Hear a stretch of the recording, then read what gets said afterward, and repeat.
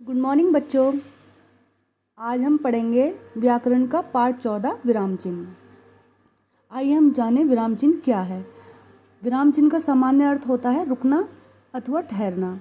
बातचीत करते समय हम एक ही गति से नहीं बोलते हैं, बल्कि कुछ स्थानों पर बीच बीच में रुकते हैं ताकि हम अपनी बात को दूसरों तक भली भांति समझा सकें। इसी प्रकार लिखते समय वाक्यों में परस्पर संबंध बताने तथा विषय को अलग अलग भागों में बांटने तथा पढ़ते समय ठहरने के लिए जिन चिन्हों का प्रयोग होता है उन्हें हम विराम चिन्ह कहते हैं। विराम चिन्ह में कुछ ऐसे चिन्ह भी हैं जिनका प्रयोग अर्थ की स्पष्टता या भाव की सरलता के लिए भी किया जाता है, क्योंकि उपयुक्त विराम न होने पर अर्थ या तो अस्पष्ट होता है या फिर गलत हो जाता है। आइए जानें विराम चिन्हों के बारे में। पहला है पूर्ण विराम, दूसरा है प्रश्नवाचक चिन्ह, तीसरा है विस्मयादि बोधक चिन्ह, चौथा अल्प विराम, पांचवा अर्धविराम, छठा योजक चिन्ह, सातवां उद्धरण चिन्ह, आठवां निर्देशक चिन्ह, नौवां विवरण चिन्ह, 10वां कोष्टक चिन्ह। पहला है पूर्ण विराम।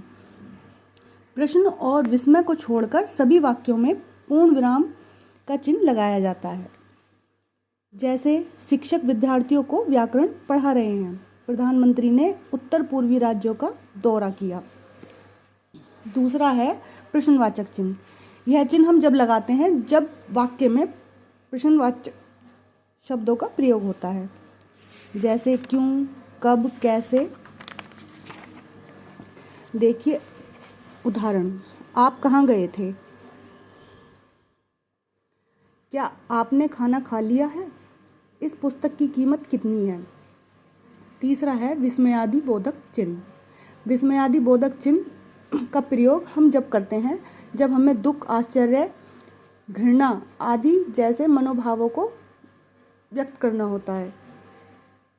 जैसे अरे तुम यहाँ, छी कितनी गंदगी है, कितना सुंदर प्रदेश है यह। चौथा है अल्प विराम। अल्प विराम का प्रयोग वाक्य के बीच क्षण भर रुकने के लिए किया जाता है। सबसे कम समय के लिए रुकने के लिए इस चिन्ह का प्रयोग किया जाता है। जैसे श्रीवास्तव जी जरा इस फाइल को निपटा दीजिए।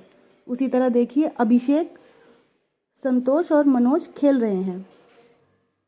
जी हाँ, मैं ही राजीव हूँ। पांचवा है अर्धविराम। अल्प विराम से अधिक और पूर्ण विराम से कम देर रुकने के लिए इस संकेत चिन्ह का प्रयोग किया जाता है। जहाँ अल्प विराम की अपेक्षा कुछ अधिक समय तक रुकना पड़ता है, वहाँ अर्धविराम का प्रयोग होता है। जैसे उसने ऐसा क्यों किया, यह कोई नहीं जानता। आज शाम को ही नहीं, वह कल भी आया था।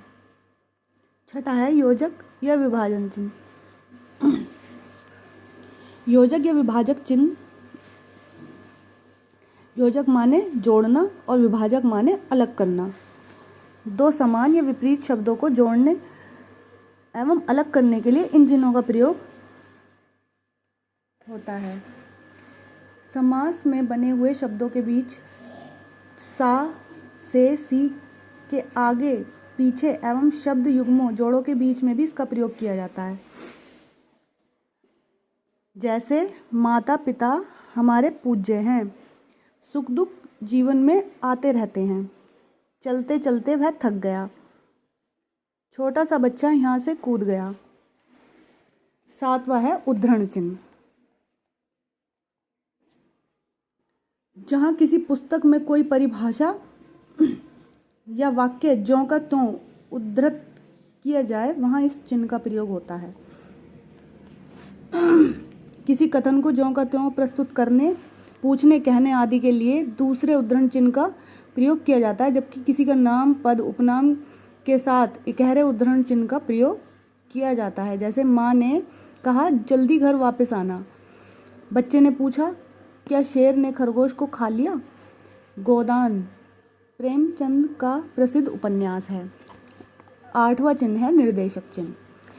किसी उदाहरण के बाद, कथन के बाद निम्नलिखित शब्दों वाले वाक्य के अंत में नाटक या संवाद लिखते समय इस चिन्ह का प्रयोग किया जाता है।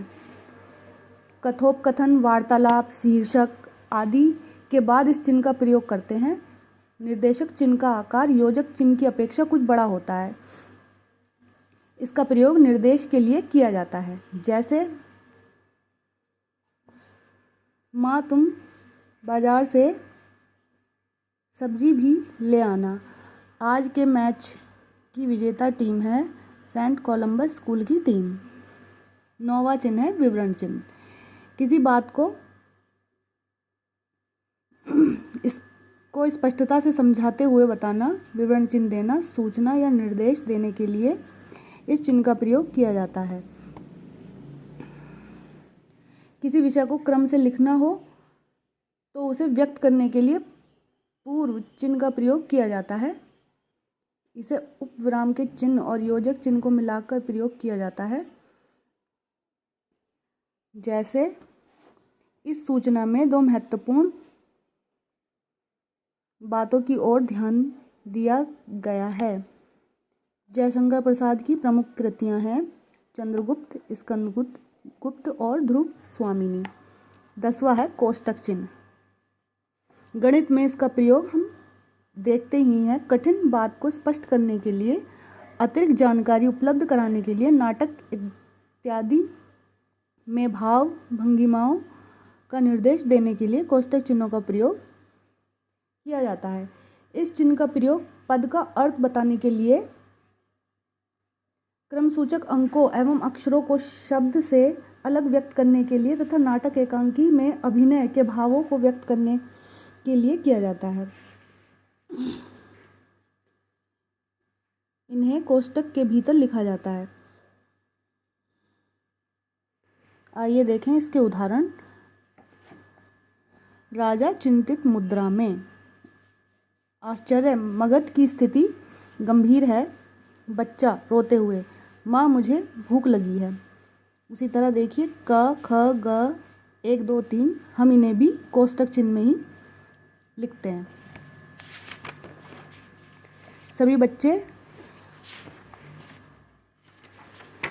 इस चैप्टर को अपने घर पर पढ़ेंगे।